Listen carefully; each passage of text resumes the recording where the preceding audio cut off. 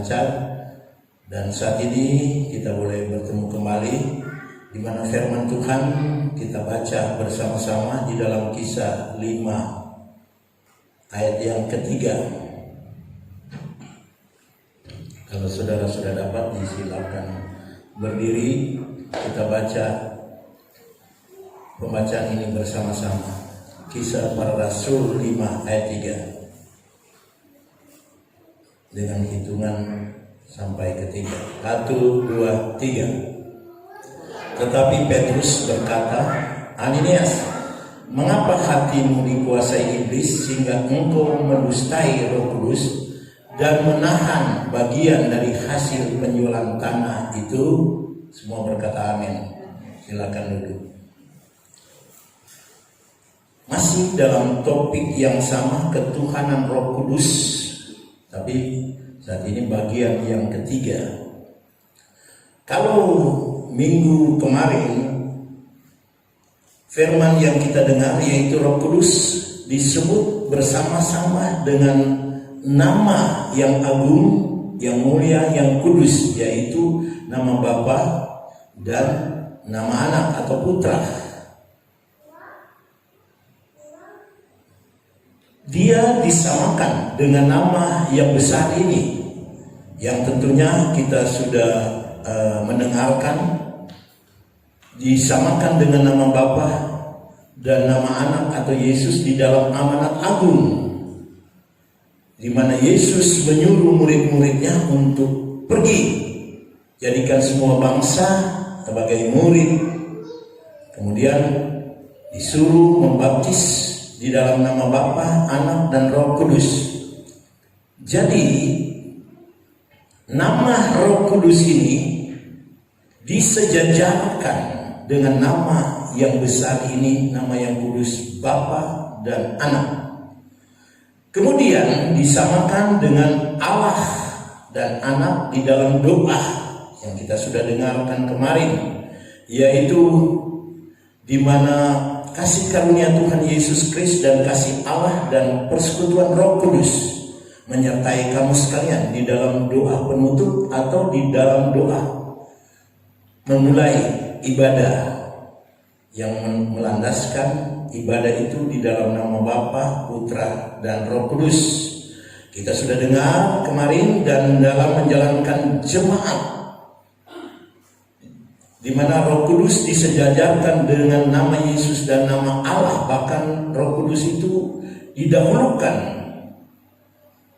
Di dalam 1 Korintus 12, 4-6, adapun rupa-rupa karunia tetapi satu Roh, dan ada rupa-rupa pelayanan tetapi satu Tuhan, yaitu Tuhan Yesus Kristus tentunya, dan ada berbagai perbuatan ajaib, tetapi Allah adalah satu yang mengerjakan semuanya itu di dalam setiap orang percaya atau semua orang. Jadi kita lihat di sini nama Roh Kudus disandingkan dengan nama yang besar, nama Bapa dan nama Anak. Jadi dengan Roh Kudus disandingkan dengan nama yang besar ini atau disejajarkan dengan nama Bapa, Anak, dan Roh Kudus dengan Anak, maka Roh Kudus ini dapat dipanggil atau disebut Allah atau disebut Tuhan. Ini posisi dari Roh Kudus itu, dia bisa disapa sebagai Allah. Sebab itu di dalam pembacaan kita tadi, tapi Petrus berkata, Ananias, mengapa hatimu dikuasai iblis sehingga engkau mendustai Roh Kudus dan menahan sebagian hasil penjualan tanah itu. Kita tahu ceritanya di mana Ananias dan istrinya Safira menjual tanah, dan kemudian niatnya awal menjual tanah itu menyerahkan sepenuhnya jumlah uang penjualan tanah itu kepada rasul-rasul atau dibawa ke kaki rasul. Namun Ananias itu hanya memberikan sebagian dan sebagian ditahan. Kemudian Ananias ditegur Petrus, Ananias, mengapa hatimu dikuasai oleh iblis Sehingga engkau mendustai Roh Kudus, karena dia hanya mau kasih setengah. Jadi mendustai Roh Kudus. Jadi kita lihat di sini Ananias telah berdusta kepada Roh Kudus. Nah, kalau Ananias berdusta kepada Roh Kudus, siapa sebenarnya Roh Kudus ini? Yaitu saudara bisa membacanya dalam Kisah 5 ayat yang keempat. Di situ saudara bisa membaca, selama tanah itu tidak dijual, bukankah itu tetap kepunyaanmu? Jadi selama Ananias dan Safira tidak menjual tanah, itu kepunyaan mereka. Dan juga apabila itu sudah terjual, bukankah hasilnya itu tetap dalam kuasamu? Gitu. Jadi kalau sudah dijual pun itu adalah haknya. Mengapa engkau merencanakan perbuatan itu dalam hatimu? Engkau bukan mendustai manusia, tetapi mendustai Allah. Jadi kita lihat di dalam ayat yang kita baca tadi, mendustai Roh Kudus, sekarang dikatakan mendustai Allah. Jadi nama Roh Kudus ini disamakan, disandingkan atau disebut juga sebagai Allah. Mendustai Allah, mendustai Roh Kudus berarti mendustai Allah. Mendustai Allah berarti, atau mendustai Roh Kudus berarti juga mendustai anak. Nanti sebentar kita masuk di dalam hal-hal seperti itu yang lebih jauh, dan kita melihat posisi Roh Kudus itu sebenarnya. Jadi saudara yang dikasih Tuhan, Ananias berdusta kepada Roh Kudus, berarti juga dia berdusta kepada Allah, karena Roh Kudus itu adalah Allah juga. Dan kita lihat juga bahwa nama Roh Kudus itu dipakai bersama-sama. Iya, kenapa dipakai bersama-sama? Karena dia itu selevel. Kalau saudara baca dalam 2 Korintus 13 ayat 17 dan 2 Korintus 3 ayat 18, dikatakan sebab Tuhan adalah roh, dan di mana ada roh Allah di situ ada kemerdekaan. Itu ayat yang ke-17. Tapi kalau saya baca ayat yang ke-18, dan kita semua mencerminkan kemuliaan Tuhan dengan muka yang tidak berselubung. Dan karena kemuliaan itu datang dari Tuhan yang adalah roh, maka kita diubah menjadi serupa dengan gambarannya dalam kemuliaan yang semakin besar. Jadi kita perhatikan di sini dikatakan Tuhan yang adalah roh.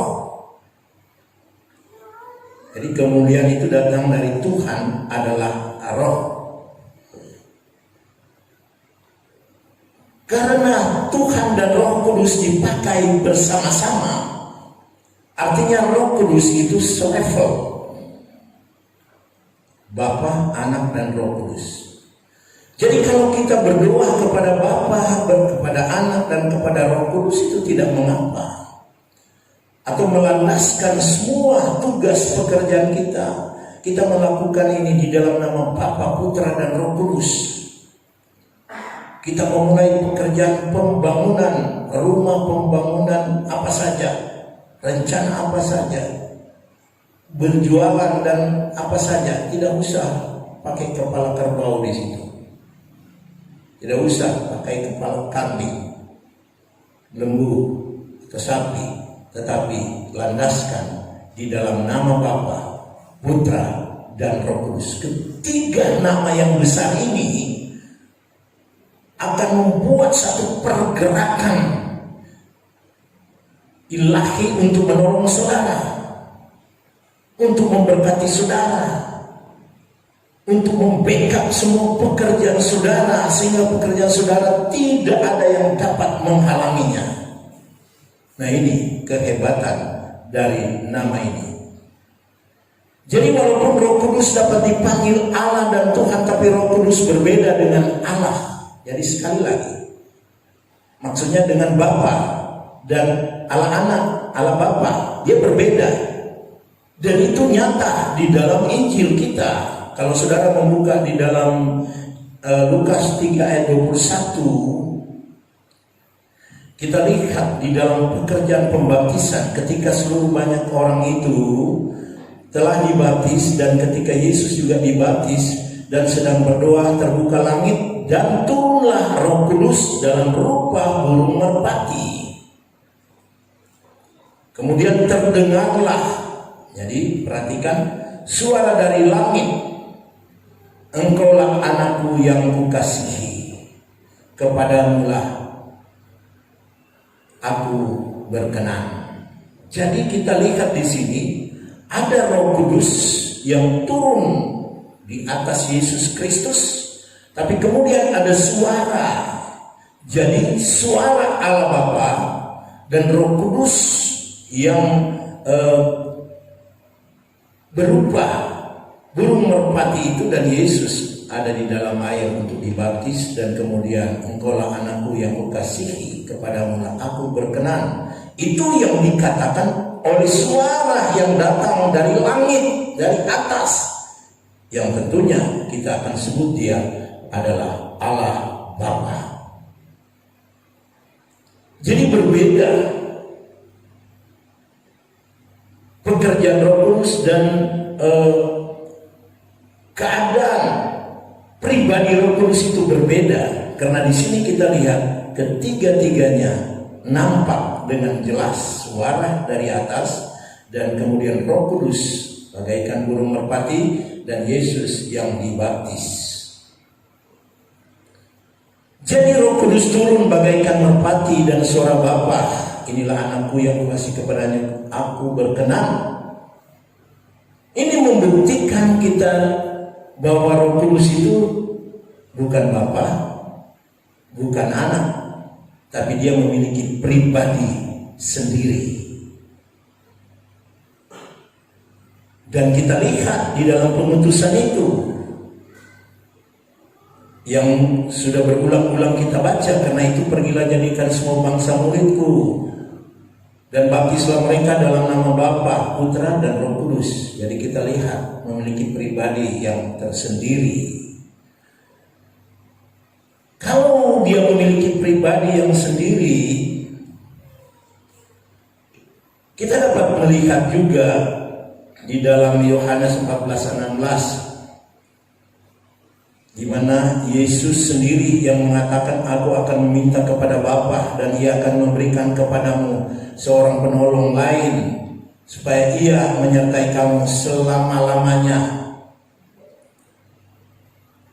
Penolong yang lain yaitu Roh Kudus. Jadi dia minta kepada Bapa seorang penolong, yaitu Roh Kudus.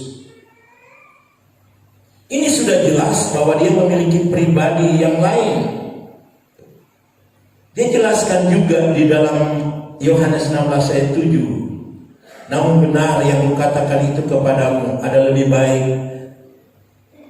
adalah lebih berguna bagi kamu jika aku pergi, sebab jika aku tidak pergi, penghibur itu tidak akan datang kepadamu. Itu yang dikatakan di situ. Jadi Yesus harus pergi. Dan kemudian dia lanjutkan bahwa dia akan mengutus penghibur itu kepada kita sebagai umat manusia. Jadi kita lihat pekerjaannya dan pribadinya sendiri itu berbeda dengan Bapa, berbeda dengan anak. Dan juga kalau saudara melihat di dalam Kisah Para Rasul 2 ayat 23 dikatakan begini di situ. Dan sesudah ia ditinggikan oleh tangan kanan Allah dan menerima Roh Kudus. Perhatikan, Yesus ditinggikan dan dia menerima Roh Kudus yang dijanjikan itu, maka dicurahkannya apa yang kamu lihat dan dengar di sini. Jadi kita lihat beda. Artinya Roh Kudus itu bisa disandingkan bersama-sama dengan nama yang besar, Bapa, Anak, dan Roh Kudus. Tetapi Roh Kudus itu memiliki pribadinya sendiri. Karena Roh Kudus itu diutus oleh Bapa di dalam nama Yesus. Saudara bisa temukan itu 14 Yohanes 14 ayat 26 yang tadi kita baca. Karena dia yang akan mengerjakan semua itu. Kemudian Yesus mengutus roh dari Bapa. Jadi Yesus mengutus roh dari Bapa. Jadi yang dari Bapa itu atau disetujui, direstui oleh Bapa. Yesus mengutus roh itu. Sebab itu dia katakan di dalam Yohanes 15 ayat yang ke-26, penghibur yang kutus dari Bapa datang, yaitu roh kebenaran keluar dari Bapa, ia akan bersaksi tentang aku. Jadi di sini kita lihat roh itu juga saling mendengarkan, saling kerjasama antara Bapa, Anak, dan pekerjaannya sendiri. Jadi kalau penghibur akan putus dari Bapa datang, jadi Bapa mengutusnya datang, kemudian Yesus di dalam nama Yesus tadi, yaitu roh kebenaran keluar dari Bapa, ia akan bersaksi tentang aku. Jadi dia tidak mementingkan diri sendiri. Jadi ada kesatuan, ada ikatan kebersamaan yang luar biasa. Jadi dapat juga kita belajar di sini bahwa umat-umat Tuhan yang memiliki roh Kristus, roh Bapa, roh Anak, maka kita akan diikat oleh kebersamaan ini dengan kuat dan saling mendengarkan satu sama yang lain, bukan saling mendobrak dan saling mementingkan diri sendiri. Roh Kudus tidak seperti itu, tetapi dikatakan keluar dari Bapa dan akan bersaksi tentang Yesus. Jadi dia akan saksikan tentang Yesus yang telah datang ke dunia ini berkorban menembus dosa manusia. Nah, memang Roh Kudus menuntun di dalam kebenaran itu. Jadi kita melihat di sini juga, yaitu bagian ketiga. Jadi Roh Kudus sebagaimana saya katakan tadi tidak berbicara tentang diri sendiri, tapi tentang apa yang didengarkan dari Bapa. Seperti yang saya kemukakan tadi, tapi lebih jelas di sini. Yohanes 16 ayat 13 dan 14.